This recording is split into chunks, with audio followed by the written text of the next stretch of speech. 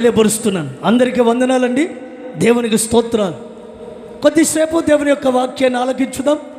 మీ చేతులు పైకెత్తి బిగ్గరగా హల్లెలూయా అని చెప్పండి. ఇంకాస్త బిగ్గరగా చెబుదాం హల్లెలూయా. కొద్దిసేపు మాత్రమే దేవుని మాటలు తెలియపరుస్తాను. ఆ తర్వాత మీ అందరికీ సహోదరులు ఉదయాన్నే లేచి ప్రయాసపడి భోజనాలు సిద్ధపరిచారు సహోదరులు గనుక ఈ కోడిక ముగించిన తర్వాత మీరందరూ భోజనం చేసి మీ గృహాలకు క్షేమకరంగా తిరిగి వెళ్తారని ఆశిస్తున్నాను. దేవుని కృప మీకు తోడయ్యుండి బలపరచు నడిపించును గాక. ఒక ముగ్గురు సహోదరులు స్నేహితులు, ఆ ముగ్గురు బయలుదేరి వెళ్తున్నారట అరణ్యపు మార్గంలో. తలల పైకెత్తిన వైపు చూడాలి. వారు ముగ్గురు నడుచుకుంటూ వెళుతున్నటువంటి పరిస్థితుల్లో ఏదో ఒక గొప్ప స్వరం వాళ్ళకి వినబడి, మీరు ఆ నది దాటి అవతలికి వెళుతున్నప్పుడు ఆ అరణ్యపు మార్గము గుండగా మీరు వెళ్ళండి, ఆ త్రోవ ప్రక్క నుండి బయలు వెళ్ళండి అని ఏదో ఒక స్వరం వినబడిందట. ఇదేంటి విచిత్రంగా వినబడింది అనుకుని ఆ ముగ్గురు స్నేహితుల్లో ఒకడు త్వరగా బయలుదేరి ముందు వెళ్తున్నాడట. ఆ వెనకాల ఉన్నటువంటి ఇద్దరు ఉన్నారే, ఈ వ్యక్తిని చూసి నవ్వుతూ ఉన్నారట. ఈడేంట్రా బాబు, ఎంత పరిగెత్తుతున్నాడు, ఎంత ప్రాకులాడుతున్నాడు ఏంటిడు అన్నట్లుగా విచిత్రంగా చూస్తున్నారట. ఈ మొదటి వ్యక్తి పరిగెత్తుకుంటూ వెళ్ళి ఆడికి వెళ్ళి చూస్తే ఒక రకమైన రాళ్ళు కనబడ్డాయట. వెంటనే అతని చేతిలో ఉన్న బ్యాగ్ తీసి ఆ రాళ్ళన్నీ కూడా ఆ సంచిలో వేసుకుని, ఆ బ్యాగ్లో వేసుకుని వస్తున్నంతలో రెండో వాడు కూడా ఇతడేంటి ఎట్లా తీసుకున్నాడని పరిగెత్తి, ఇవన్నీ మనం ఎక్కడ మోస్తాంలే అని 2 రాళ్ళు తీసుకుని ఈ పాకెట్లో ఒకటి పెట్టుకుని ఆయన కూడా బయలుదేరి వస్తున్నాడట. ఈ మూడోవాడు ఉన్నాడే, ఊరు ఆడికే తెలివి లేదంటే ఈడేంద్ర 2 రాళ్ళు తీసుకున్నాడని ఈడేదో పెద్ద జ్ఞానవంతుడు అన్నట్లుగా వాళ్ళని చూసి నవ్వి, ఎందుకురా బాబు ఈ చీకట్లో ఈ రాళ్ళు మోసుకుంటూ వెళ్ళటం అవసరమా అన్నట్లుగా వాళ్ళని చూసి నవ్వుకున్నాడు. మొత్తానికి వీళ్ళ ముగ్గురు బయలుదేరి అరణ్యంలో రాత్రంతా నడిచి తెల వారుతూ ఉన్నప్పుడు ఒక గ్రామానికి వచ్చి అక్కడ చేరారు. ఒక చెట్టు క్రింద అలసట తీర్చుకుని సూర్యోదయం అయిన తర్వాత ఆ మొదటి వ్యక్తి ఉన్నాడే, రాళ్ళు తెచ్చాడే, ఆ బ్యాగ్లో ఉన్నటువంటి రాళ్ళన్నీ తీసి బయట పెట్టి ఆ రాళ్ళు చూసుకుంటున్నాడంట. ఇన్ని రాళ్ళు తెచ్చాను నేనని వాటిని తీస్తూ వస్తున్నాడట. వ్యాపారం చేసుకునే వాళ్ళు ఆ త్రోవ గుండా కొంతమంది వ్యాపారవేత్తలు వెళుతూ ఇదేంటి విచిత్రంగా ఉందని దగ్గరకు వచ్చి దాన్ని చూసి ఆ రాళ్ళు ఒకటి పట్టుకుని సూర్యరశ్మికి అలా చూసి, అయ్యా ఈ రాళ్ళు చాలా విలువైనవి, నీకు ఎక్కడ దొరికిందో తెలియదు, కానీ ఒక్కొక్క రాయికి 50,000 రూపాయలు ఇస్తాను నేను అన్నాడట. ఈ చివరున్నాడే వాడు పగ నవ్వి, ఈడే పిచ్చోడు అంటే ఈడి దగ్గర రాళ్ళు కొంటాను అన్నాడు, ఈడెంత పిచ్చోడో అనుకుని నవ్వుకుంటున్నాడట. ఆయన అన్నాడట, ఎందుకు నవ్వుతున్నావు బాబు, ఇది చాలా విలువైనవి, నువ్వు అనుకుంటున్నట్లుగా ఇవి నిష్ప్రయోజనకరమైనవి కాదు, ఇవి చాలా విలువైనవే అని అన్నంతలో అతడు మనసు నిలదొక్కుని ఈ రెండో వాడు ఉన్నాడే, 2 రాళ్ళు ఈ పాకెట్లో ఒకటి పెట్టుకున్నాడే, ఆ వ్యక్తి చెట్టుకు జారబడి ఏడుస్తూ ఉన్నాడట. ఒరే బాబా, ఇంత విలువైనవి అంటే ఇంకో 4 రాళ్ళు పెట్టుకుంటే బాగుంది కదా, నేనేం చేశాను 2 రాళ్ళే తెచ్చుకున్నాను అని చెప్పి బాధపడుతున్నాడట. ఆ మూడోవాడు ఉన్నాడే, ఈడంగా రోడ్డు మీద దొల్లాడుతూ ఉన్నాడట అటు ఇటు. అసలు ఒకటి కూడా తీసుకోలేదు నేను, మనకి ఇంత విలువైనవి అంటే ఆడుకున్న జ్ఞానం నాకు లేదే. ఒకప్పుడు ఏమనుకున్నాడు, ఈడి జ్ఞానం లేనాడు, ఈడు తెలివి మాలినాడు, ఈడేంద్ర రాళ్ళు ఎత్తుకున్నాడు, పిచ్చోడు ఈడు అనుకున్నాడు. మీకు మాట చెప్తాను, చేతుల పైకెత్తి గట్టిగా లేలే చెప్పండి హల్లెలూయా. యేసు ప్రభుని ఎరిగిన తర్వాత, దేవుని సన్నిధికి వచ్చిన తర్వాత, దైవ భక్తిలో కొనసాగుతూ ఉన్నప్పుడు కొంతమంది మనం చూసి ఇడిపి చూడరా, ఈమె తెలుగు మాలింద్రా, ఈమెకి జ్ఞానం లేదు, మాట్లాడితే తెలబట్లంటది, ప్రార్థన అంటది, శృతి స్తోత్రం అంటది, వీళ్ళకి అసలు ఏం తెలుసు అనుకుంటారు. వీళ్ళ తెలివైన వాళ్ళు అన్నట్టుగా. ఎవరైతే దేవుణ్ణి విశ్వసిస్తారో, ఆయనను నమ్ముతారో, ఆయన మీద ఆధారపడతారో, ఆయన మీద ఆనుకుంటారో, యేసుక్రీస్తుని సొంత రక్షకునిగా అంగీకరించి ఎవరైతే ఆయన మార్గంలో నడిపించబడతారో, ఇప్పటి కాలపు ప్రయాస కాదు, తగిన సమయం ముందు ప్రతిఫలాన్ని వారు చూడగలుగుతారు. దేవునికి మహిమ కలుగునుగాక. దేవుని ఆశీర్వాదం పొందిన తర్వాత ఇది వరకు నవ్వుకున్న వాళ్ళే నిన్ను చూసి నోరు మీద వేలేసుకునేటట్లుగా ఉంటారు. నిన్ను కూర్చి చెడుగా ఈరేంద్రబాబు అన్న వాళ్ళే ఈ వ్యక్తి ఆత్మీయురాలు, ఈ వ్యక్తి దేవుని చేత మేలు పొందింది, ఘనపరచబడిందని నేను కూర్చి చెప్పే ఒక రోజు రాబోతుంది. నా దేవుడు నిన్ను ఆ దిశగా ఘనపరచు నడిపించునుగాక. ఆమేన్, హల్లెలూయా. చిన్న సందర్భాన్ని మీకు తెలియనటువంటి ఒక వ్యక్తిని పరిచయం చేస్తాను. ఒక కంప్యూటర్ ఉందనుకోండి, ఒక చిన్న వాక్యాన్ని మీకు తెలియపరుస్తా, శ్రద్ధగా వినాలి. ఒక కంప్యూటర్ ఉంది. ఆ కంప్యూటర్లో ఒక వెబ్సైట్ని ఓపెన్ చేయాలంటే మొదటిగా మనం ఏం చేస్తాం? 3 వర్డ్స్ వాడతాం. ఏంటిది? www.com. తర్వాత ఏమండి, గూగుల్ ఏ ఓపెన్ చేస్తావో, యాహూ ఓపెన్ చేస్తావో నీ ఇష్టం. అది ఒక వ్యక్తి కంప్యూటర్, ఇదివరకు కాలంలో కంప్యూటర్లు ఉన్నప్పుడే ఎవరికి పడితే వాళ్ళకే పరిమితం కంప్యూటరు. ఎవరి దాంట్లో వాళ్ళకున్న బయోడేటా కానివ్వండి, పాత ఫొటోస్ కానివ్వండి, వాళ్ళు పాడుకున్న సాంగ్స్ కానివ్వండి, అవన్నీ కూడా అందులో భద్రం చేసుకుని స్టోరేజ్ చేసుకుని ఉంచేవారు. ఈ WWEని కనిపెట్టింది టిమ్ బోర్నెస్లీ అనబడినటువంటి ఒక వ్యక్తి. దీన్ని కనుగొన్న వ్యక్తి www.com అని కనుగొన్నాడు. ఈయన ఒక టిమ్ అంటే తిమోతి అని అర్థం. బోర్నెస్లీ అనబడినటువంటి వ్యక్తి ఈ యొక్క చిన్నది ఈ విషయాన్ని కనుగొన్నాడు. ఇది ఎప్పుడైతే కనుగొన్నాడో ఈ www.com కొట్టాడంటే నీ కంప్యూటర్లో ఏదైతే సేవ్ చేసావో అది మన కంప్యూటర్లో చూడవచ్చు. అంతేనే కదండి. నువ్వు దీని కనుక ఇది కనుక నువ్వు టైప్ చేయకుండా వేరేది చూడడానికి అవకాశం లేదు. ఇప్పుడు ప్రపంచమంతా చూడడానికి ఇతడు ఒక క్రైస్తవుడు అండి. ఇతడే బలమైన కారకుడు. దేవునికి మహిమ కలుగునుగాక. ఆమేన్, హల్లెలూయా. www గురించి ఈ యొక్క యవనస్తుల కొడుకులో చెప్పాలని ఆశిస్తున్నాను. చాలా జాగ్రత్తగా వినాలి. క్రొత్త మాటలు మీకు చెబుతాను. W అనగా ఒకటి వాక్, నడవడం. రెండవదిగా W అంటే వెయిట్, అంటే కొంచెం కనిపెట్టడం, ఆలస్యం చేయడం. మూడవదిగా W అనగా విన్ అని అర్థం, విజయం. చేతులు పైకి ఎత్తి గట్టిగా లేలి చెప్పండి. ఒక వ్యక్తి విజయాన్ని పొందాలి అని అంటే ఇక్కడ ఉన్నటువంటి ప్రతి వారు కూడా ఏదో ఒక విషయంలో విజయాన్ని పొందాలని ఆశపడే ఇక్కడికి వచ్చారు. మన జీవితంలో విజయాన్ని పొందాలి అని అంటే మన ఆశలు అడియాశలుగా కాకుండా మన ఆశలు తీర్చబడి దీవెనకరంగా ఉండాలి అని అంటే నీవు ఉన్నటువంటి ఏ రంగంలోనైనా, అది విద్యారంగంలోనైనా, వైద్య రంగంలోనైనా, వ్యాపార రంగంలోనైనా, ఏ విషయంలోనైనా నీవు విజయాన్ని పొందాలి అని అంటే మొదట 2 అనుభవాలు గుండా వెళ్ళాలి. ఆ తర్వాతే నువ్వు విజయాన్ని పొందగలుగుతావు. ఒకటి ఏమిటి? W అనగా మొదటిది వాక్, నడవటం. ఏం చేయడం? నడవటం. బైబిల్ గ్రంథంలో వీటిని గురించి చాలా విషయాలు వ్రాయబడ్డాయి. గట్టిగా లేదు చెప్పండి. చాలామంది అప్పుడప్పుడు నడుస్తూ ఉంటారు, పాదయాత్ర చేస్తారు. పాదయాత్ర అంటే ఏంటి? పాదాల మీద నడిచే యాత్ర, పాదయాత్ర. చాలామంది పాదయాత్ర చేస్తూ ఉంటారు.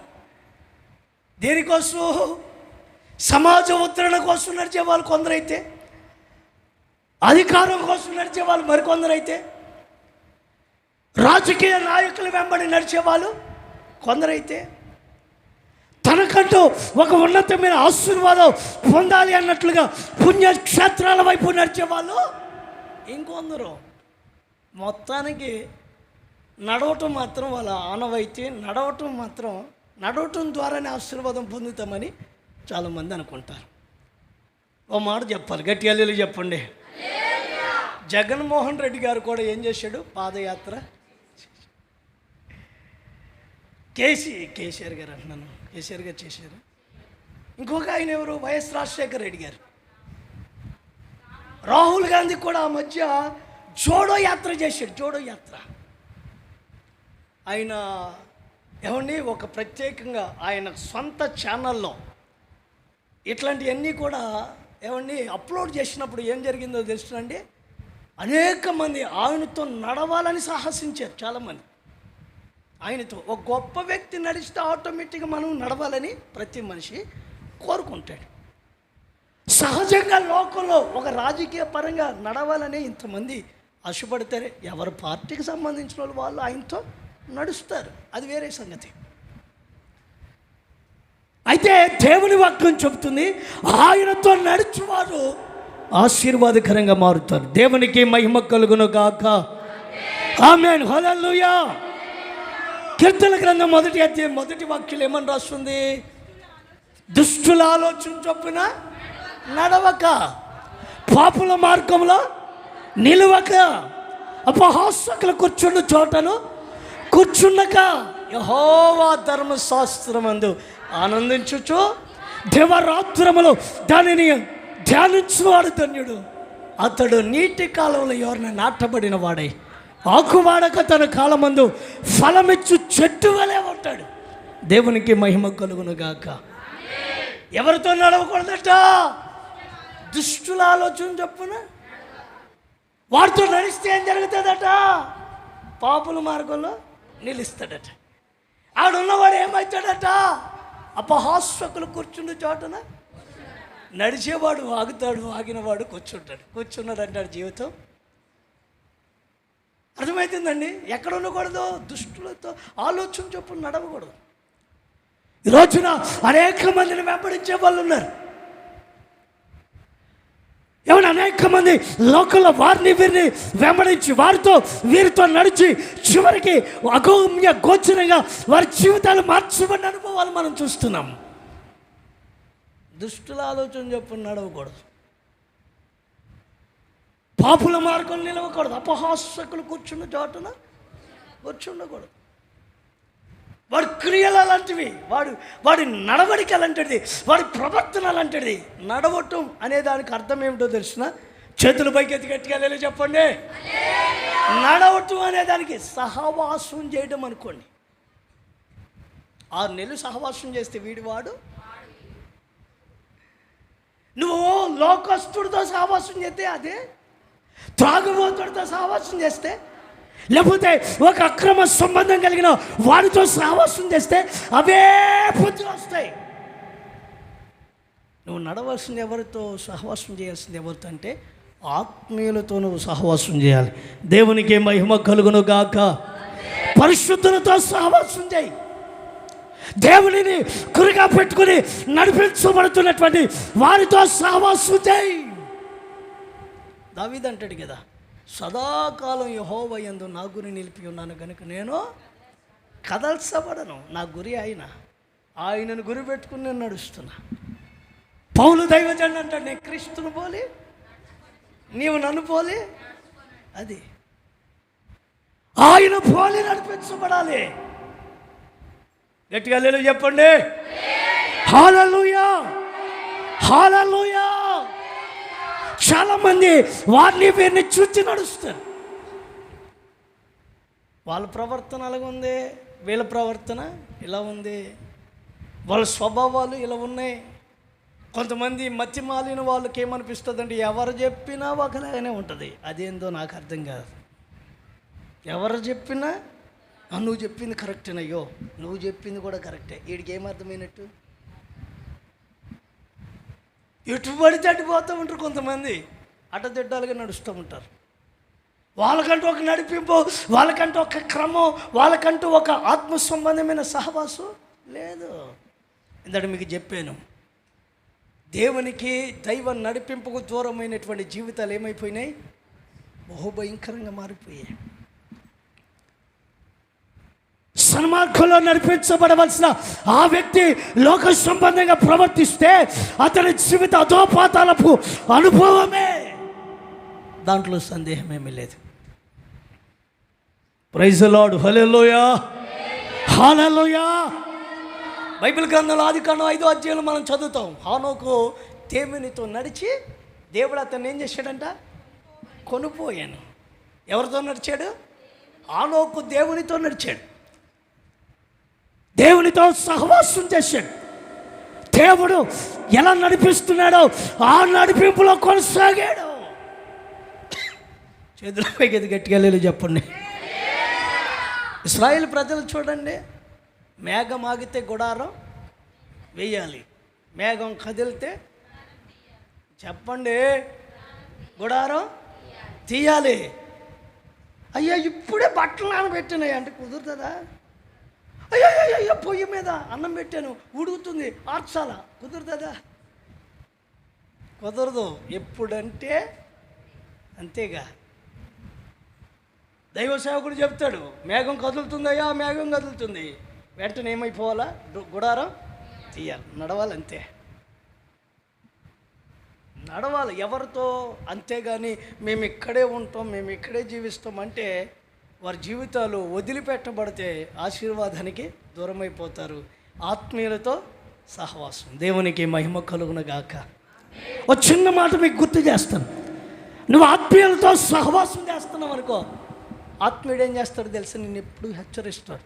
ఒకవేళ పొరపాటు చేస్తే, ఒకవేళ ఏదైనా తప్పు చేస్తే వెంటనే ఆత్మీయుడు ఏం చేస్తాడు? అయ్యా అక్క మనం ఇలాగ ఉండకూడదక్క చెప్పేస్తారు. వాళ్ళు నీకు నీ మంచుకొని వాళ్ళు చెప్తారు, అక్క ఇలా ఉండకూడదక్క, అన్న ఇట్లా ఉండకూడదన్నా. నేను కూడా నిర్మోహమాటంగా నా సొంత అన్న అన్నట్లుగా కొన్ని విషయాలు చెప్పేస్తాను. కొంతమంది ఏమనుకుంటారు, అన్న ఇంత కఠినంగా ఉన్నాడు. కఠినం కాదు, నీకు తెలియాలని చెప్తాను అంతే. అంతేగాని నీ మీద నాకేం కోపం ఉంటుంది చెప్పేస్తారంతే, నిర్మోహమాటంగా చెప్పేస్తారు. ఆ చెప్పడం మనకు క్షేమం. వింటున్నారండి? ఆత్మీయులతో సహవాసం చేస్తే ఆత్మీయులు ఏం చేస్తారు? నేను ప్రతి క్షణము సరి చేస్తారు, బుద్ధి చెప్తారు, హెచ్చరిస్తారు, నిన్ను నూతనపరుస్తారు, మనం ఇలా ఉండాలని తెలియపరుస్తారు. అదే లోకస్తులతో సహవాసం చేసామనుకోండి, జీవితం ఏమైపోద్ది? పాడైపోద్ది. ఉన్నటువంటి బ్రతుకు నష్టంగా మారుతుంది. బహుభయంకరమైన పరిస్థితుల్లోనికి దిగజారవలసిన పరిస్థితి వస్తుంది. జర్మనీ దేశంలో ఒక వ్యక్తి ఉన్నాడండి. ఆయన ఎలాంటి వాడో తెలుసండి?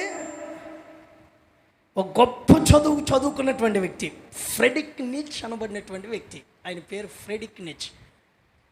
ఒక గొప్ప చదువు కలిగినటువంటి వ్యక్తి.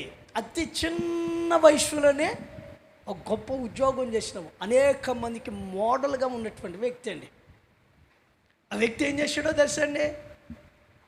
ఏమన్నా మంచిగా ఉన్నతంగా ఉన్నటువంటి వాడు, మంచి మాటలు చెప్పుండే బాగుండే. కానీ అనేక మందికి ఏం చెప్పాడో తెలుసా? మానవ జీవితమే వ్యర్థం, మానవుని జీవితానికి జంతువుకి పెద్ద వ్యత్యాసం ఏమీ లేదు, అసలు దేవుడే లేడని ప్రకటన చేశాడండి.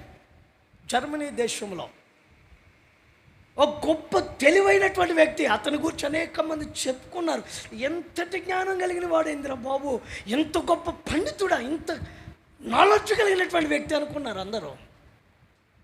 ఆ వ్యక్తి చివరికి ఎలా మారిపోయాడో తెలుసా? ఆ వ్యక్తి చెప్పిన మాట, అసలే మానవుని జీవితమే వ్యర్థం, మానవునికి జంతువుకి పెద్ద వ్యత్యాసం ఏమీ లేదు, అసలే దేవుడే లేడు, దేవుడు అనేవాడు ఉంటే మరణించడం ఏంటని లేనిపోనివి పుట్టించి ప్రజలందరినీ కూడా తప్పు మార్గంలో నడిపించాడు. చివరికి ఏమైందో తెలుసండి? అతి చిన్న వయసులో ఎంతైతే ఘనతను సంపాదించాడో, ఎంతైతే విలువను సంపాదించాడో, అతి చిన్న వయసులో ఆ జర్మనీ ఏమంటే రోడ్ల మీద పిచ్చోడులాగా నడిచి చివరికి తన జీవితాన్ని ముగించుకున్నాడు. మీకు అర్థమవుతుంది అనుకుంటున్నాను నా మాట. దుష్టుల ఆలోచన చొప్పున, పాపుల మార్గమున, అపహాస్యకులు కూర్చుడు చోటన, యెహోవా ధర్మశాస్త్రమునందు. ప్రైజ్ ది లార్డ్, హల్లెలూయా. లోక సంబంధమైన అనుభవాల్లో నడవక, లోక సంబంధమైన ఆ మనుషుల యొక్క ఆలోచన ప్రకారంగా నడవక, ఆత్మీయులతోనే సహవాసం కలిగి ఆత్మీయులతోనే సాగిపోదుముగాక. చేతులు పైకెత్తి చెప్దాం, హల్లెలూయా, హల్లెలూయా. ఆత్మీయుడు ఎప్పుడు నేను ఖండిస్తూనే ఉంటాడు, ఈ ఆత్మీయ జీవితాన్ని మెరుగుపరుస్తుంటాడు. దేవుడి కొరకు నిన్ను నిలుపుతాడు. ఆత్మీయులతో సహవాసం కలిగి ఉన్న కుటుంబాలు దీవించబడతాయి. ఎవడు నా యందు నిలిచి ఉండునో, నేను ఎవని యందు నిలిచి ఉండునో వాడు బహుగా నాకు వేరుగా ఉండి మీరే ఏమీ చేయలేరంతే. యేసయ్యకు వేరై మనం ఏమీ కూడా చేయలేం. ఈ మాట యొక్క అర్థం ఇదే. సహవాసానికి దూరమై మనం ఏమీ చేయలేము. ఇంకో మాట చెప్పిన, దేవునికి దూరమైన వాళ్ళ మొఖాలు ఎలాగుంటాయి చూడండి. ఎప్పుడైనా కర్రోడు ఉంటాడు, కర్రోడు అట్టుంటాయి ఆడి మొఖాలు ఎప్పుడు కూడా. ఏమంటే నాకు అనిపిస్తుంది, ఎగ్గు తీసుకొచ్చి ఆ ముఖం మీద ఎత్తి ఆటోమేటిక్గా అది మాడిపోతూ ఉంటాయి. ఎప్పుడు దేవునికి దూరమైన వాళ్ళే వాడికి ఎప్పుడు కూడా రుసులు ఆడుతూనే ఉంటాడు. ప్రతిదానికి ఏదో ఒక సమస్యలో ఉన్నట్టు ఉంటాడు. నిజమే, అట్లాంటి వాళ్ళకి సమస్యలు కూడా అలాగే వస్తాయి. ఇది నేను చెప్తున్న మాట కదా, దేవుడు చెప్తున్న మాట, వాక్యం చెప్తున్న మాట. సహవాసంలో ఉండి చూడండి, 10 మంది నీకేమైనా కలగ్గానే వెంటనే వచ్చేస్తారు అంతే. బ్రదర్ ఏమైంది అన్న, ఏమైంది అన్న, నా ఆరోగ్యం బాగాలేదా, అక్కడ ఏమైంది, అక్కడ ఏమైనా సమస్య. ఆత్మీయులు వచ్చి నేనేం చేస్తారు, అది అంతకు మించిన భాగ్యం మరొకటి కావాలా? చెప్పరండి. బిర్యానీ పెట్టాల్సిన అవసరం లే, నాన్ వెజ్ తెచ్చేవలసిన అవసరం లే, పలకరిస్తే చాలండి. ఆత్మీయులతో సహవాసంలో ఉండాలి. చేతులు పైకెత్తి గట్టిగా వెళ్ళి చెప్పండి, దేవునికి మహిమ కలుగునుగాక.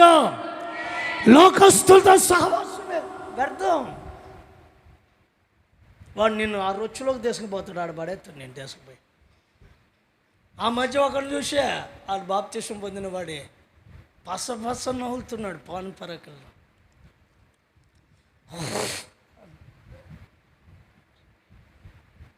మిమ్మల్ని కాదమ్మా, నాకు అనిపించింది. వీళ్ళు చూశారంట పిల్లలు నా దగ్గరకు వచ్చి చెప్తా, అన్నా అయిపోయిందన్న పని. ఏమైందిరా? పాన్ పరకలు నవ్వుతున్నాడు అన్నప్పుడు. ఏంటిదే? ఒకప్పుడు ఎవరిని దైవ సేవకులతో పాటలు పాడినాడే. సహవాసానికి దూరం అయితే ఏమొస్తుంది? సాతాను గడు ఎప్పుడు నీ మీద నిఘా పెట్టి చూస్తాడు చూడు. ఎప్పుడు దొరుకుతాడా ఈయన బిడ్డ, ఎప్పుడు దొరుకుతాడా ఈయన కుమార్తె కుమారుడు చూస్తూ ఉంటే నీ కోసం ఎదురు చూస్తున్నాడు. సేవకుని నడిపింపులో సంఘ సహవాసంలో ఉన్నవరకు నీ దగ్గరకు కూడా రాలేడాడు. ఎప్పుడైతే కాస్తట్లకి వెళ్ళావో చిక్కేవు, అంతేగా. గట్టిగా లేలే చెప్పండి, కొంచెం గట్టిగా. ఎప్పుడు దొరుకుతావో చూస్తున్నాడు, నిన్ను పట్టి పిప్పు చేసేస్తాడు అంతే. నేను ఏమీ లేకుండా చేసేస్తాడు అంతే. నేను తర్వాత ఏదన్నా కలుగుతుందని వద్దామనుకున్నాను, నేను రావడానికి అవకాశం లేకుండా చేసేస్తాడు. వాక్యం ఏమని చెప్తుందంటే, మన సహవాసం ఎవరితో, మన నడక ఎవరితో? హానోకు ఎవరితో నడిచాడు? పౌలు గారు ఎవరితో నడిచాడు?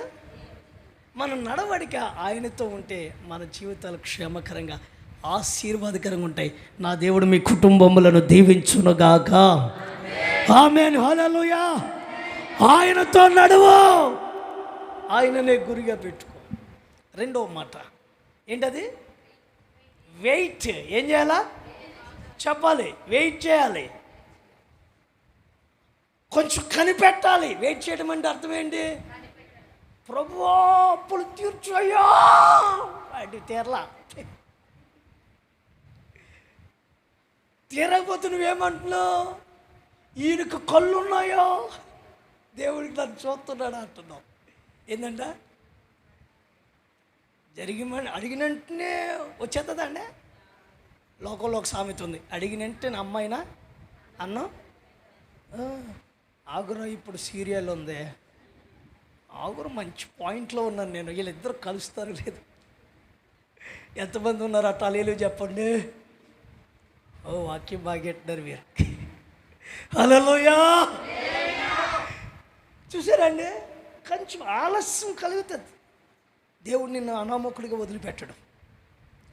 ప్రార్థన చేస్తున్నావు, కొంచెం సమస్యగా ఉంది, ఆ సమస్య తీరాలంటే కొంచెం కనిపెట్టు. అద్భుతమైన కార్యం నువ్వు చూడబోతున్నావు. ఆమేనని చెప్పు. నా దేవుడు మీ ప్రతికూలమైన పరిస్థితులను అనుకూలంగా మార్చునుగాక. నీ కన్నిటికి కారణమైన సమస్యల నుంచి విడిపించునుగాక. కొంచెం వెయిట్ చేయి అంతే. ఒక అమ్మాయి ఉద్యోగం కొరకు వెళ్ళిందంట ఇంటర్వ్యూకు. వెళ్ళిన కాడి నుంచి 10 గంటలకు ఇంటర్వ్యూ అంటే 10 గంటలకు పోయిందంట.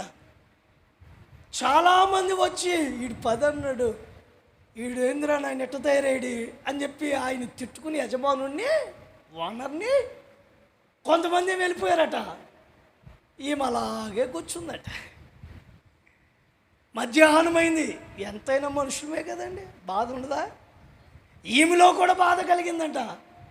ఈయనేంద్ర బాబు మనకు పలానా టైం అని చెప్పారు, ఆ టైంకి సరిగ్గా రమ్మన్నారు, ఆ టైంకే వచ్చాము, మరి పిలవాలి కదా ఇంటర్వ్యూకి. పిలవలేదని మనసులో బాధపడుతుందంట. ఓ ప్రఖ్యం ఆకలేస్తుందంట.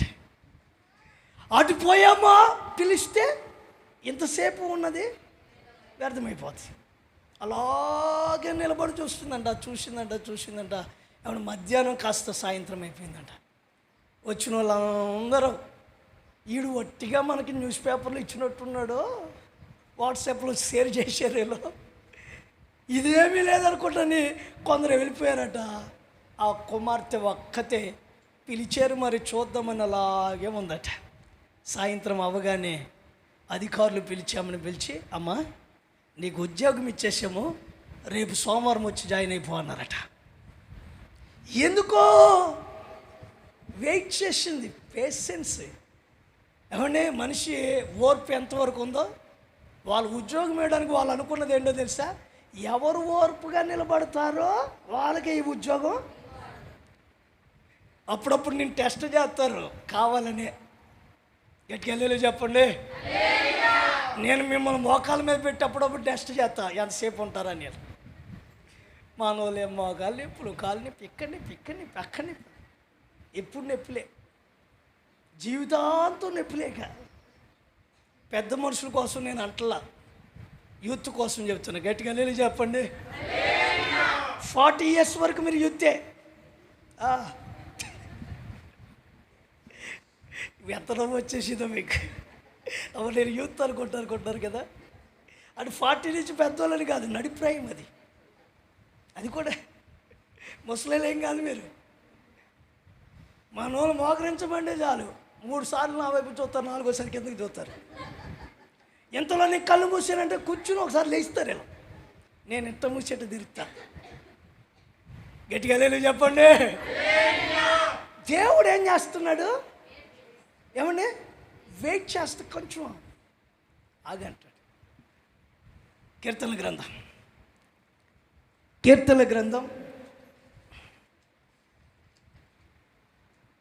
27వ కీర్తన 14వ వాక్యం.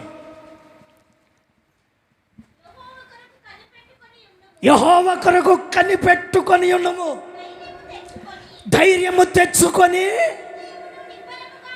నీ హృదయమును నిబ్బరముగా ఉంచుకొనుము. యెహోవా కొరకు కనిపెట్టుకొనుము. వింటున్నారా? మొదటి మాట ఏముంది?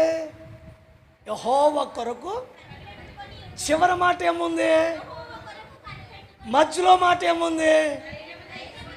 ధైర్యము తెచ్చుకుని నీ హృదయమును. అది నువ్వు కనిపెట్టుతూ నువ్వు ధైర్యంగా ఉండాలి సుమా.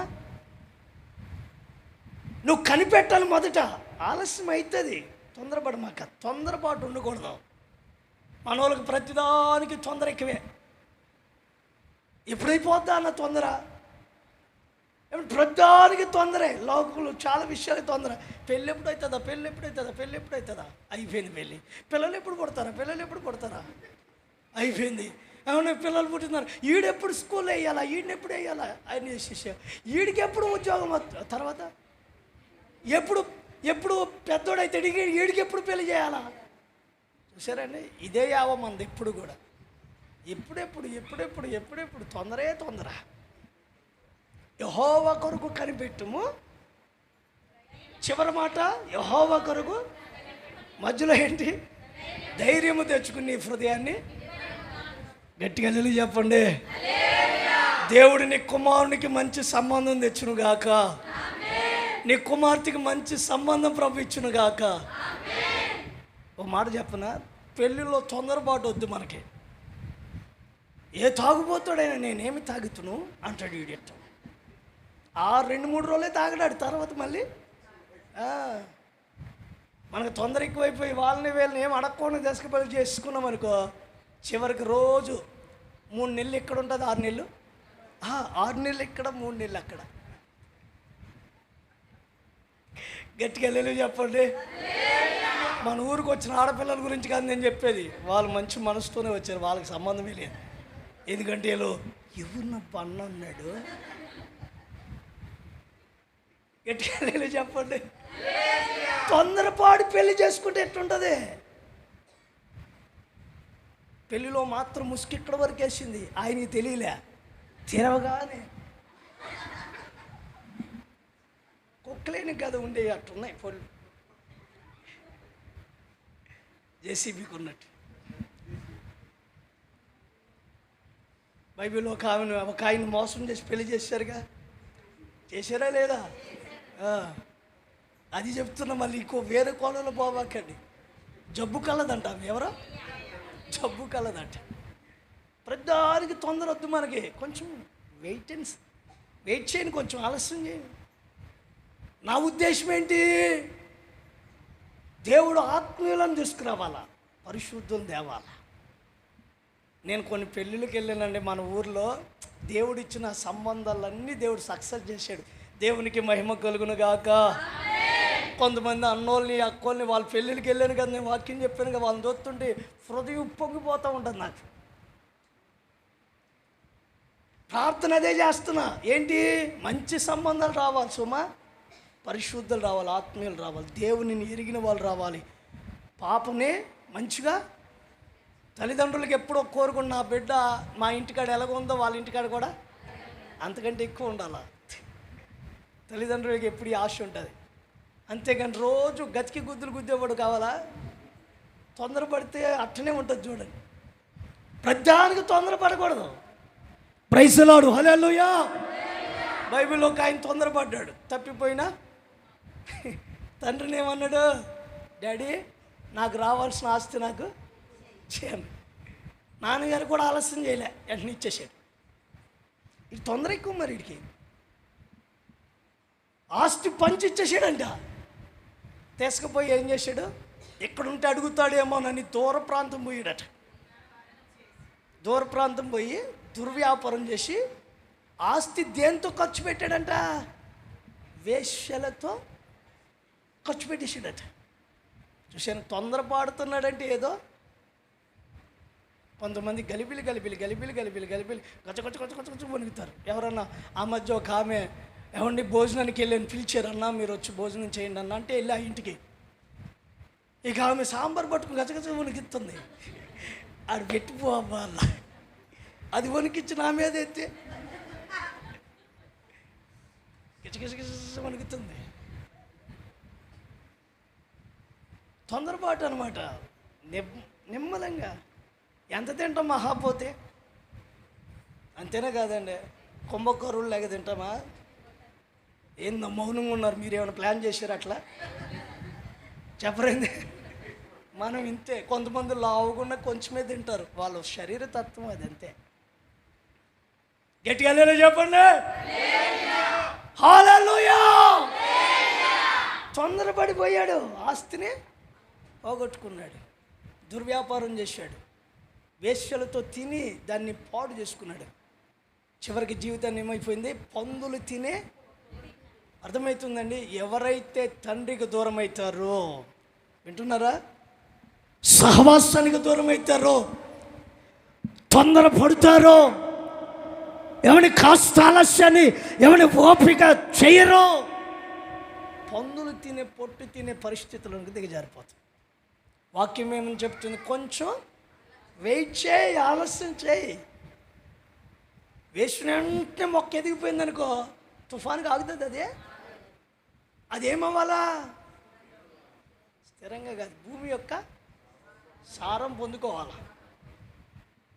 కుంగిటి వేరు, తల్లి వేరు లోనికి వెళ్ళి భూమిని గట్టిగా, అప్పుడు గాలికి కదులుతుంది. అది వెంటనే ఎదిగిపోయిందంటే వెంటనే పడిపోయే అవకాశం ఉంది. తొందరపడకూడదు ప్రతిదానికి.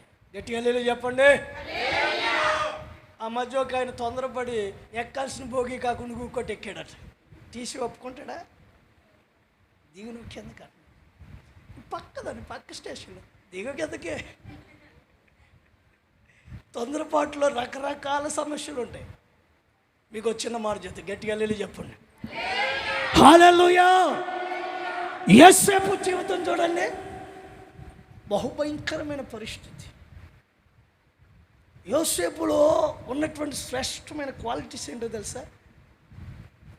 తల్లిదండ్రులు దూరం అయిపోయినా ఈ యోసేపు ఎప్పుడు కూడా ప్రభు సన్నిధిలో కనిపెట్టడం నేర్చుకున్నాడు చిన్నతనం నుంచి.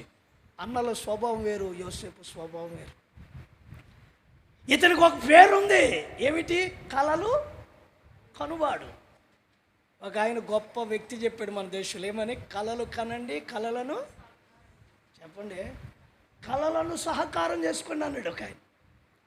కలలు కనే పని ఎవరిది? యోసేపుదండి.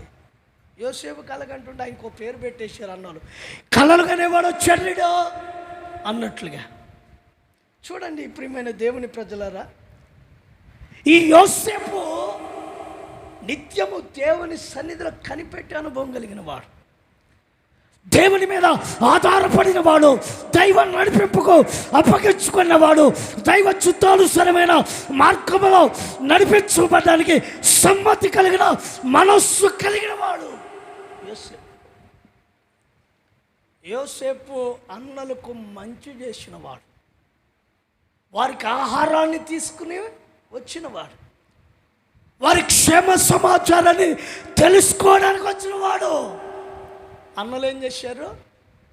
ఆయన కొట్టి నీళ్లు లేని వచ్చిన మాట చెప్పనా? నేటి తరం ఎలాగుందో తెలుసా? మంచి చేద్దామని అనుకున్న వాళ్ళని మనుషులు ఏం చేస్తున్నారు? గాయపరుస్తున్నారు. మంచి చేయాలి అనుకున్నటువంటి వ్యక్తిని ఏమని భయంకరంగా ఆ వ్యక్తిని గాయపరిచి బలహీనపరుస్తున్నారు. Praise the Lord. Hallelujah, hallelujah, hallelujah. ఈరోజున మన దేశం, మన భారతదేశం సుభిక్షతో ఆశీర్వాదకరంగా ఉన్నామంటే కారణం ఏంటో తెలుసండి? చాలామంది చెప్తారు బ్రిటిష్ వాళ్ళు వచ్చారు దోసుకుని పోయారు, బ్రిటిష్ వాళ్ళు వచ్చారు అట్లా చేశారు ఇట్లా చేశారు, మా సంపదన అంతా దోసుకుని పోయారు. బ్రిటిష్ వాళ్ళు దోసుకుని పోయి ఉండొచ్చు, అది వాస్తవమే. అయితే మన దేశానికి కొందరు మిషనరీలు వచ్చారు, క్రైస్తవ మిషనరీలు. కుష్టు వ్యాధి చేత బాధపడుతుంటే వారి గాయాలను కడిగారు. రక్తం స్రవిస్తూ ఉంటే వారి గాయాలను కట్టారు. వస్త్రం వేసుకోవడం చేత కాకపోతే బట్టలు ఎలా కట్టుకోవాలో నేర్పించారు. ఎలా బ్రతకాలో కొన్ని సజెషన్, ఆలోచన కొన్ని ఇచ్చారు. ప్రయాసపడ్డారు. ఆ మధ్యకాలంలో ఛత్తీస్గఢ్లోనూ కొంతమంది, మహారాష్ట్రలో అనుకున్న కొంతమంది లేచి మన భారతదేశానికి ఆగస్టు 15వ తేదీన ఏమొచ్చింది? స్వతంత్రం వచ్చింది. అయితే ఇక సంపూర్ణమైన స్వాతంత్రం మన దేశానికి కలగాలంటే ఈ దేశంలో క్రైస్తవులు అనే వాళ్ళు ఉండకూడదని నివాళులు అర్పించారు. వింటున్నారండి? క్రైస్తవుడు మీకు ఏమైనా అన్యాయం చేశాడా? మిమ్మల్ని ఏమైనా గాయపరిచాడని? మిషనరీలు వచ్చి ఎన్నో విలువైనవి నేర్పించారు. బలహీనతలో పడి ఉన్న వారిని బలపరిచారు, కన్నీళ్ళు తుడిచారు, ప్రయాసపడ్డారు, రేయనక పగలనక కష్టపడ్డారు. చివరికి వారి ప్రాణాలను సహితం లెక్క చేయకుండా ఏమని భయంకరమైన చలిగాలిలో ఏమని వణికిపోతున్నటువంటి పరిస్థితుల్లో కూడా ప్రజలకు సేవ చేసినటువంటి మిషనరీలు ఎందరో మన దేశానికి వచ్చారు. క్రైస్తవుడు ఏదో అన్యాయం చేసినట్లుగా మాట్లాడితే క్రైస్తవుని మీద పడతారేమో. క్రైస్తవుడు ఈ దేశానికి వెన్నెముకలంటి వాడు. దేవునికి మహిమ కలుగునుగాక. క్రైస్తవుని భుజస్కంధాల మీద ఉన్న ఆ భారమును బట్టి ఎల్లవేళ నీ కోసం ప్రార్థన చేసేవాడే కానీ నేను గాయపరిచేవాడు కాదు. క్రైస్తవ్య కులం కాదు, అది మతం కానే కాదు.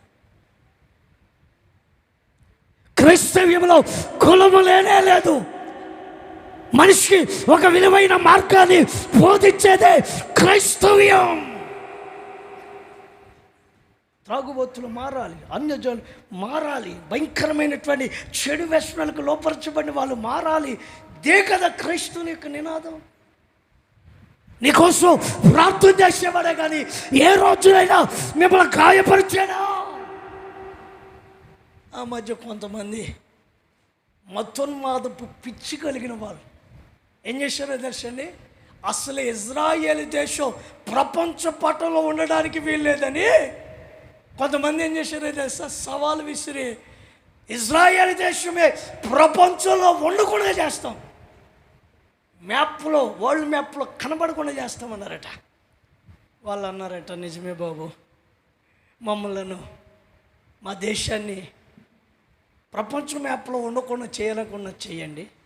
అయితే చిన్న మనవి, మేము చేసినటువంటి కనిపెట్టిన సెల్ ఫోన్లు ఉన్నాయా? అయితే తెచ్చి మాకు ఇచ్చేసాయి. కంప్యూటర్లు ఉన్నాయా? తెచ్చి మాకు ఇచ్చేసాయి. విమానాలు ఉన్నాయా? విమానం అది తెచ్చి మాకు ఇచ్చేసాయి. రైలు ఉన్నాయా? రైలు అవి మాకు తెచ్చి ఇచ్చేసేయండి. మీరు వాడుతున్న వస్తువులు మాకు ఇచ్చేస్తే మేమే. అందరూ నోటి మీద వేలేసుకున్నారట. సెల్ ఫోన్ వాడినోడు ఎవడన్నా ఉన్నాడా? చాలామంది చూడండి రకరకాలుగా మాట్లాడతారు. బల్బు కనిపెట్టింది కూడా ఒక క్రైస్తవుడే. క్రైస్తవుడు లేనిదే ప్రపంచానికి వెలుగే లేదు. మంచి చేసిన వాళ్ళని మరలా ఏం చేస్తున్నారు? ఇలా అనగ దొరుకుతున్నారు. ప్రైజ్ లార్డ్, హల్లెలూయా. క్రైస్తవుడు తాను వెలుగుతూ అనేకులను వెలిగించేవాడు క్రైస్తవుడు, అంతేగాని గాయపరిచిన వాడిగా. మీరు వాడుతున్న వస్తువులన్నీ తెచ్చి నాకు ఇచ్చేసేయండి బాబు అన్నారట. ఈరోజు నీ ఏది వాడుతున్నది క్రైస్తవుడు తయారు చేసిందే. క్రైస్తవుడు లేనిదే ప్రపంచంలో వెలుగే లేదు. టైరు ప్రధానికి బయలుదేరి వెళ్ళిపోతావు దావత్తులని. ఎక్కడికి వెళ్తున్నావు? ఎటు వెళ్తున్నావు నువ్వు? టైర్ లేకుండా పోతున్నావా? హలో అన్నావు. ఎక్కడి నుంచి తెచ్చేయి? ఉండగలవా నువ్వు? టీవీ లేకుండా ఉండగలవా? కంప్యూటర్ లేకుండా ఉండగలవా? అరచేతిలో ప్రపంచం చూస్తున్నప్పుడు ఎవరి ద్వారా? క్రైస్తవుడు, ఇజ్రాయేలుడి ద్వారానే, క్రైస్తవుని ద్వారానే. గట్టిగా వెళ్ళి చెప్పండి. ఈ మంచి చేద్దాం అనుకున్న యోసేపుని తీసుకెళ్ళి ఆడేశారండి నీళ్ళు లేని.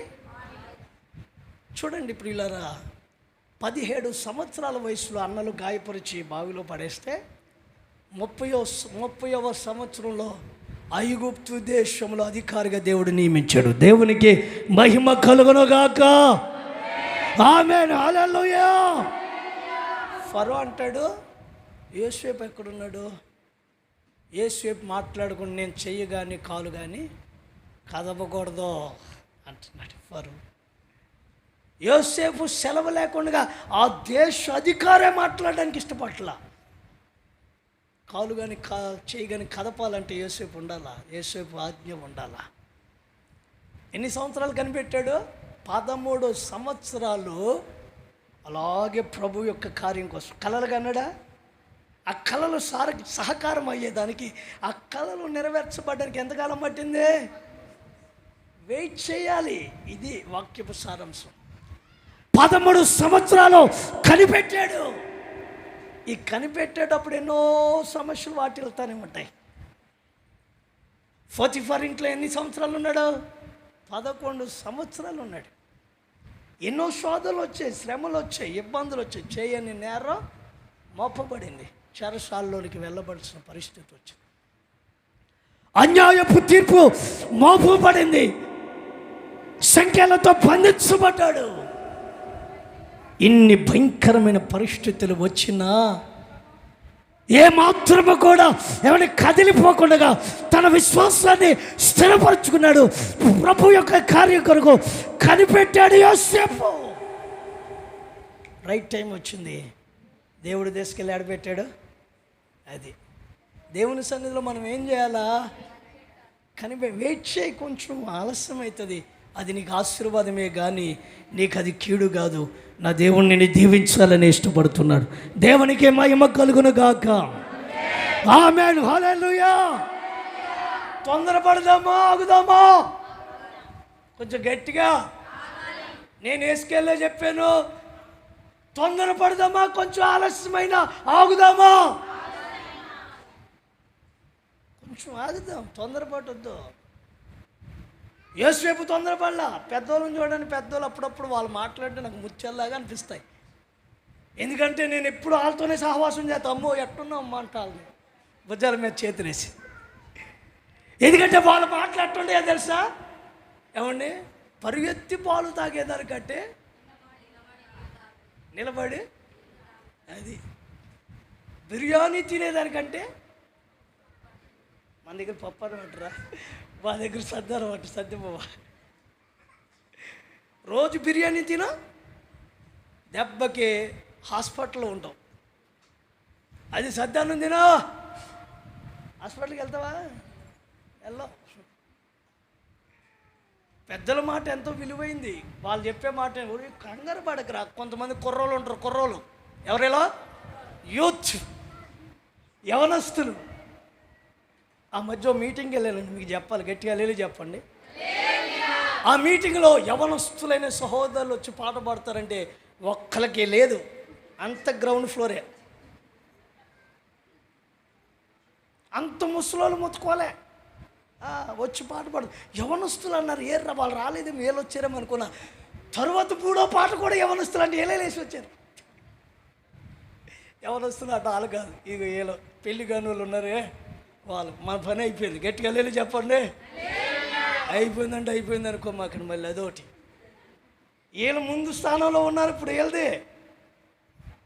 యవనస్తులు ఏం కాకూడదు, తొందరపడకూడదు. ఒక చెల్లికి ఒక తమ్మునికి నేను చెప్పాలనుకున్న మాట, తొందరపాటు వద్దు, కొంచెం ఆలస్యం. చిక్కమని మెసేజ్ రాగానే అబ్బో ఎంత బాగా వచ్చింది అనుకోమాక. తొందరపడ్డామనుకోండి చివరికి మన జీవితాలు గట్టిగా వెళ్ళి చెప్పండి. అవసరంలే, కొంచెం ప్రభు చిత్తం ఏంటో తెలుసుకోవాలి, దేవుని ఉద్దేశాలు ఎలా ఉన్నాయి, చదువుకోవాల్సిన చాలా ఉంది. తల్లిదండ్రులు నిన్ను కష్టపడి చదివిస్తున్నారు, ఓ మంచిగా నిన్ను రూపుదిద్ది నిన్ను విలువైన వ్యక్తిగా మార్చాలని ఆశిస్తున్నారు. అలా అనుకున్నప్పుడు వాళ్ళ నిర్ణయం కాదని నీ సొంత నిర్ణయంతో పోయావనుకో, రేపటి దినం ముందు కన్నీళ్లు కార్చాల్సిన పరిస్థితి వస్తుంది. తొందరపాటు యవనస్తుడా, నీవు ప్రభు యొక్క కార్యం ఎలాగుందో కనిపెట్టు. ఆలస్యమైన అది అద్భుతకరంగానే ఉంటుంది. ప్రభు నీ చిత్తమేమైందో నా పట్ల సంపూర్ణంగా నెరవేర్చు బ్రహ్మ. ఎదురు చూడంతే, ఎదురు చూడలో ఉన్న ఆశీర్వాదమే వేరంతే. గట్టిగా లేదు చెప్పండి. మోషే ఏం చేశాడు? 40 సంవత్సరాలు మిద్యాను అరణ్యములో సేవలో కూడా తొందరపడలా. నేను దేవుని సేవ చేసేవాళ్ళ, పరిచర్య చేసేవాళ్ళ, 6 లక్షల కాలువలను నడిపించేవాళ్ళ. ఎంత అధికారమో నాకు కదా. స్టేజీ మీద నిలబడ్డం అంటే మీరు అనుకుంటారు అన్న తెల్లగా ఉండి మంచిగా మైకి పట్టుకుని 4 మాటలు ముచ్చటగా చెప్పి ఆమె నేను చివరిలో చేపెట్టి ప్రార్థన చేసి పోతాడు, ఇంతే కదా అనుకోవచ్చు. దీని వెనకాల ఎంత కష్టం ఉంటుందో తెలుసా? 6 లక్షల కాలువలను నడిపించడం ఇది సునాయాసమైన పని కాదు. దానికి కావాల్సింది ఎంతో తెలుసా? వెయిట్ చేయి. ఆగాడు మిద్యానారణ్యంలో గొర్రెలను ఎలా నడిపించాలో మొదట మందనిచ్చి నేర్పించాడు దేవుడు. ఎలా నడవాలి, ఎక్కడ ఉండాలి, చలికి ఎలా ఉండాలి, వానకి ఎలా ఉండాలి, ఎండలో ఎలా కాపాడాలి, ఎలా పోషించాలి, ఎలా సంరక్షించాలి, ఇవన్నీ నేర్పించిన తర్వాత సరైన వయసులో తీసుకొచ్చి దేవుడు ఎక్కడ పెట్టాడు? ఇశ్రాయేలు నడిపించేదానికి నాయకునిగా ప్రభువు నియమించాడు. దేవునికి మహిమ కలుగునుగాక. తొందరపడి 10th క్లాస్లోనో, ఇంటర్మీడియట్లోనో, డిగ్రీలోనో జీవితాలని పాడు చేసుకుని ఆ తర్వాత తల్లిదండ్రులకి కన్నీళ్లు తెప్పించి ఇటు నీ జీవితం కూడా పాడయ్యి బాధపడకూడదని దైవ సేవకునికి విషయాలు తెలియపరుస్తున్నాను. యోసేపు ఎన్ని సంవత్సరాలు కనిపెట్టాడు? 13 సంవత్సరాలు కనిపెట్టాడు. 13 సంవత్సరాలు కనిపెడుతున్న సమస్య వచ్చింది. నిరీక్షణతో సాగిపోయాడు. ఐగుప్తు దేశంలో అధికారిగా దేవుడు నియమించాడు. నీ జీవితాన్ని కూడా ఆలస్యమైన ప్రభు సన్నిధిలో కనిపెట్టు, ప్రార్థన చేయి. ప్రభు, నా జీవితాన్ని మార్చు, నా పట్ల నీ ఉద్దేశం ఏముందో దానినే నెరవేర్చు. అంతకు మించింది నా పట్ల ఏది నెరవేరకూడదని నీ ఉద్దేశమే నా పట్ల నీ చిత్తమే నా ఎడల నెరవేర్చమని, అది చాలు ప్రభు. నా సొంత ఆలోచన ఏది నెరవేర్చకూడదు, పని చేయబడకూడదని ప్రార్థన చేసుకో. నా దేవుడు యోసేపును గణపరచున్నట్లుగా నేను గణపరచునుగాక. నీ పట్ల ఆయన ఉన్నతమైన కార్యములు జరిగించి గణపరచునుగాక. చివరిగా ఏంటిది? అది విజయం. ఒకటి దేవునితో నడిచినప్పుడు, రెండవదిగా ఆయన కార్యం కొరకు కనిపెట్టినప్పుడు ఆటోమేటిక్గా నీకేం కలుగుతుంది? మూడవదిగా విజయం. ప్రైజ్ ది లార్డ్, హల్లెలూయా. విజయం కలుగుతుంది ఏ విషయంలోనైనా. బైబిల్ గ్రంథంలో మీరు చూడండి, హిజ్కియా తాను పూనుకున్న సర్వ ప్రయత్నములు యందు వృద్ధి పొందాను, ఆశీర్వాదాన్ని చూడగలిగాడు. ఏదైతే ఆశించాడో ఆ కార్యం అనుభవించడానికి ప్రతి విషయంలో విజయమే. ప్రైజ్ ది లార్డ్, హల్లెలూయా, హల్లెలూయా. నేను లోకమును ఏమన్నాడు యేసయ్య? నేను లోకమును జయించి ఉన్నాను. ఆయన యందు విశ్వాసం ఉంచిన ఏ ఒక్కడు అపజయాల పాలు కాడంతే. ఆయన లోకాన్ని జయించాడు, సమస్తమును జయించాడు, మరణాన్ని జయించాడు, సాతాన్ని జయించాడు, పాపమును జయించాడు. అన్నిట్లో జయమే అయింది. అపజయం ఎరిగిన విజయ వీరుడైన అపజయమే ఆయన ఎదుట తలదించుకుందంతే. విజయ విహారంతో సాగి వెళ్ళిన దేవుడైనా నువ్వు ఆత్మీయుడవు. నువ్వు దేవుని సన్నిధిలో కనిపెట్టుట ద్వారా నీకు విజయం కలుగుతుంది. నా దేవుడు నిన్ను విజయోత్సవాలతో నడిపించునుగాక. ఆమేన్, హల్లెలూయా, హల్లెలూయా. ఈ సంవత్సరంలో ప్రార్థన చేయాలి. మనం ఎగ్జామ్స్ రాస్తున్నారు, పబ్లిక్ ఎగ్జామ్స్ దగ్గరకు వచ్చేసి ప్రతి వారికి దేవుడు విజయం ఇచ్చేటట్లుగా 2 చేతులు ఎత్తి స్తోత్రం చెప్పండి. కొంచెం గట్టిగా. ఆశ్చర్యకరమైన మార్గాల్లో ప్రభు మన బిడ్డలు నడిపించి ఆయన సన్నిధిలో సాక్షులుగా నిలబెట్టినట్లుగా దేవునికి స్తోత్రం చెల్లిద్దాం.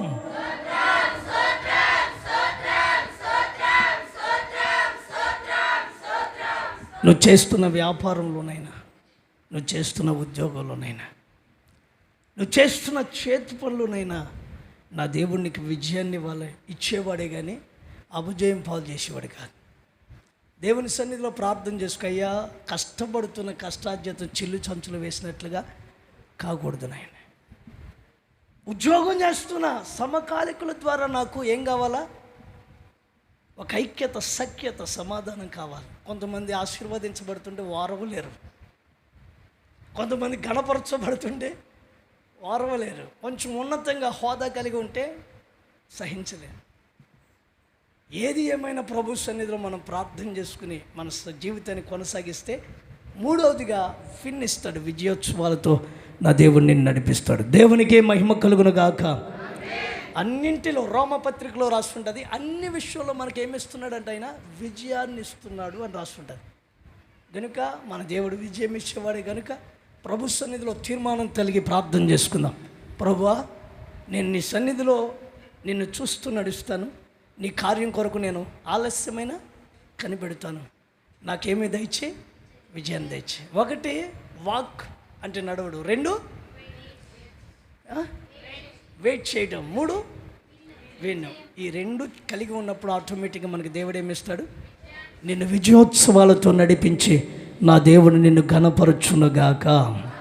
అందరూ మోకరించండి, మోకాల మీదకి రండి. ప్రభు సన్నిధిలో ఒక తీర్మానంతో ప్రార్థన చేసుకుందాం.